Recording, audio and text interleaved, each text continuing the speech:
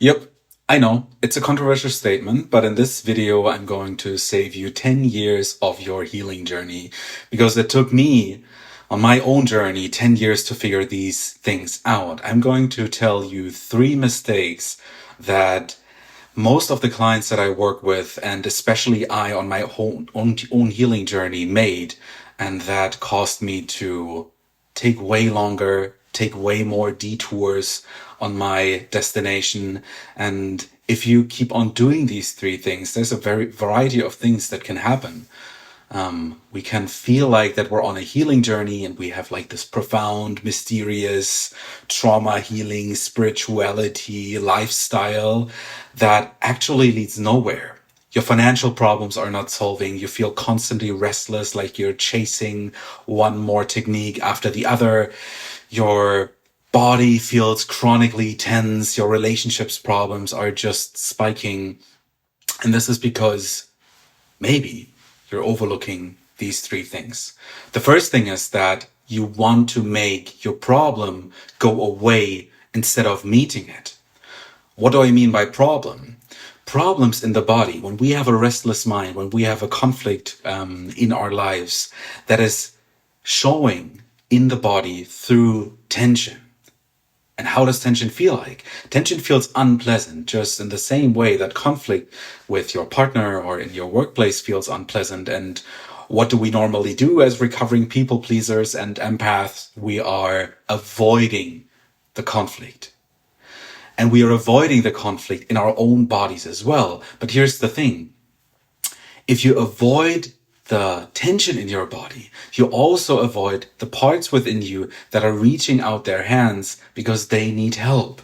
There's an emotion stored in that tension, in that contraction of your fascia, in that shoulder that is raised up until your ears and that hunched over posture. What if there's a part within you that is hunched over? Because at some point in his or her life, it was not safe to stay like this, to stand in the room and look into the eyes of your parent, for example, clearly, because that meant there was a punishment happening, and maybe being hunched over like this was absolutely necessary in order to keep that part safe. So this is the tension. The tension are always parts that have experienced something that wants to be looked at. They're reaching out their hand, and in you looking away from the tension, and in you not willing to experience the tension in your body, you are not taking the hands of these parts, and you are missing one crucial chance of healing your nervous system, healing your body, and healing these inner critic, overly active thoughts that you are dealing with on a day-to-day basis. So you want to talk to the tension like you're talking to a child. Really, I mean this literally. If you feel tension right now as you're watching this, I certainly feel a bit of tension here, a bit of tension in my jaw. The jaw and the neck are usually points in our body where we hold this kind of stress, where we hold unexpressed emotion, unexpressed impulses.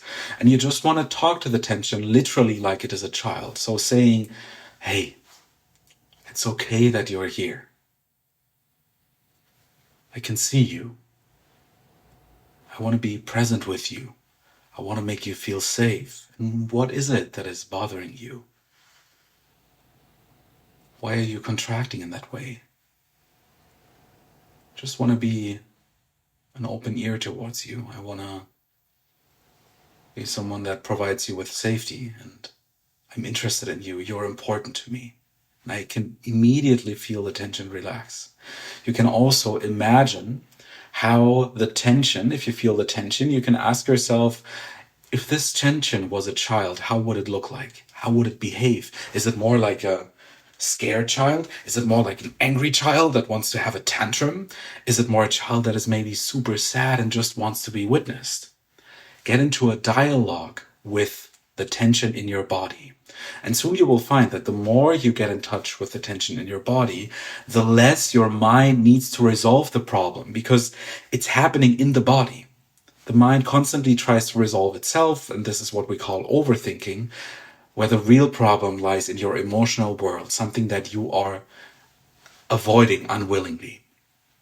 The first mistake. took me a long time to figure this out and to figure out that you can actually talk to your body and your body will respond through openness, relaxation, or through contraction. Your body's always listening. So let's get to the second part.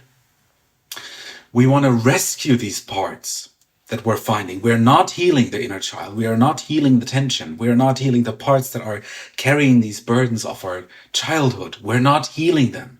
They are okay the way they are. They are okay the way they are.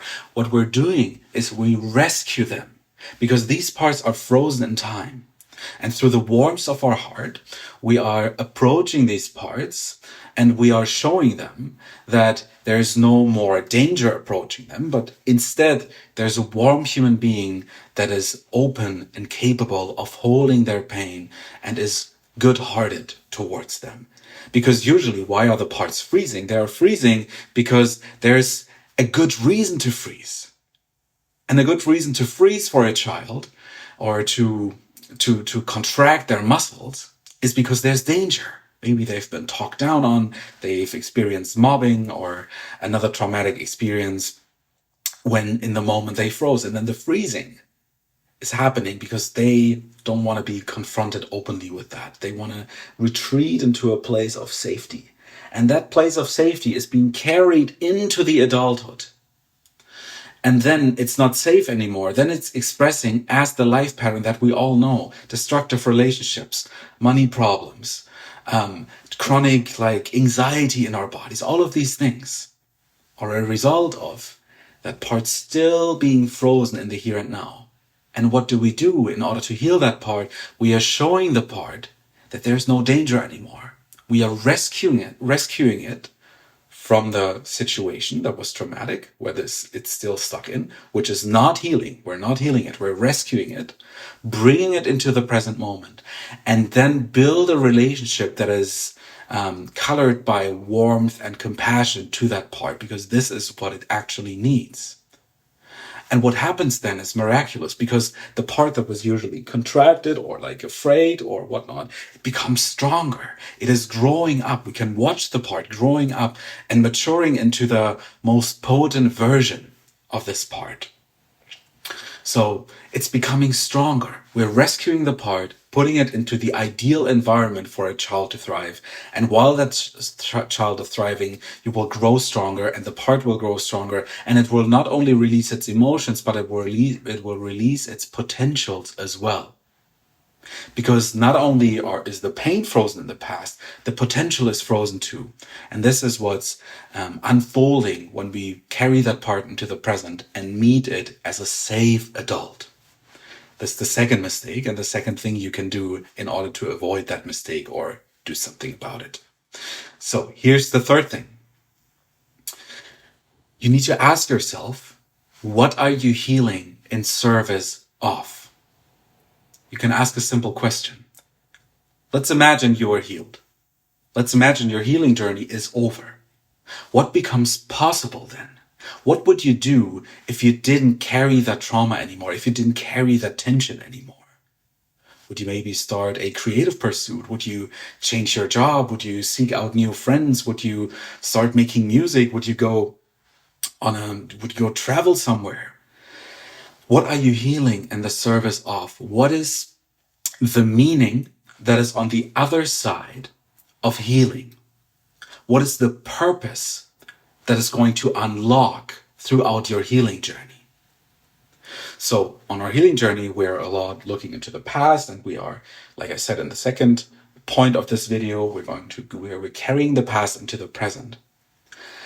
But we're not orienting ourselves towards the future. Partly, this is happening automatically. When we heal the past, the future is also going to change because the belief systems in the here and now are sort of getting updated, and we, by default, have a different view towards the future. But again, there is an inherent meaning that wants to unfold in your life that is on the other side of trauma. And what I'm saying is that it's not really at the other side of trauma, because whatever you think is going to be possible when you're done with that healing journey, maybe you can invite in 1%, 10%, a little bit of that meaning that is embedded in your traumatic experience already in the here and now. Make life from your pain. Bring it into connection. Craft something from it. Maybe your pain is prompting you in writing a book. Maybe you want to record music. Maybe you want to talk to people and make them feel understood. That was that was part of my healing journey. Was first I made music. I played in lots of bands. Second thing, I started talking to people about it, about how I experienced my pain, and they were like, "Yeah, I experienced something similar," and they were feeling understood through my suffering. And then I thought, okay, what can I do? Through healing my suffering, I can become someone that is helping other people on their journey. And even as I'm speaking right now to you, this is an expression of this. I'm not standing here because I was born confident in talking to the camera. I had tremendous problems looking people into the eyes, tremendous problems speaking. There were times in my life where I was addicted to weed, where I was just sitting on a couch every day playing video games for 3 years straight, and it ended almost in a psychosis and anxiety and panic disorder. I didn't get here by a miracle. I worked my way up here over the course of 10 years in order to share the wisdom that I've gathered along the journey with you. And I knew around 3 years, 4 years into my journey that this was one of the purposes of it. I'm healing in the service of all the people that I'm going to inspire with what I'm overcoming. My music is getting enriched by the insights that I'm having along my healing journey and by my capacity to feel. My pain that I've been carrying and the confrontation with that pain made listening to music and made experiencing art, made my photography work, for example, made it all way more juicy because my capacity to feel, to take the world in was increasing by a huge amount. So you can make relationship from your pain. Your pain can become meaningful when you talk to people, when you bring it into relationship with people, with an endeavor, with a piece of art. It can transcend this whole healing journey and you need to become better thing. Maybe there's already gold in the thing that you're experiencing right now, either for someone else through a conversation or for someone else through something that can be birthed out of that pain. So it's all about relationship. The biggest mistake, and this is like the summary of these 3 mistakes as we're coming to the end of this video, was I wasn't in a healthy relationship with myself. And the more I distanced myself from myself, the more I cut off that relationship to myself, the less I was able to first build a relationship with the people around me, and second, build a relationship to the world. The world felt like a cage. Even like from my experience, it felt like something was closing in. I was always running away and it felt terrible, honestly. It felt terrible. There was no relationship. And it was not until I discovered my somatic experience and until I started doing therapy and found friends that really care for me and that hold a space for me in a way that I desperately needed but never had. It was not until then, until I discovered the meaning and the beauty of relationship, even towards the pain, even in that pain, that I truly started to heal. And this is also including all of the parts within you that are left behind in the past, still freezing in fear, still longing for a warm other to show up and to show them that the world is a good place. And I think you can be that person. I think you already are that person. And I think every time you tell yourself that you're not good enough and that you're not capable and you're not deserving of self-love, you're lying to yourself. You have a beautiful core. And I can say this indifferently of who's watching right now. I believe that about humans per se. You're amazing. You've got this. Don't make these 3 mistakes. I hope this video was helpful for you, and I'll see you on the next one. Bye-bye.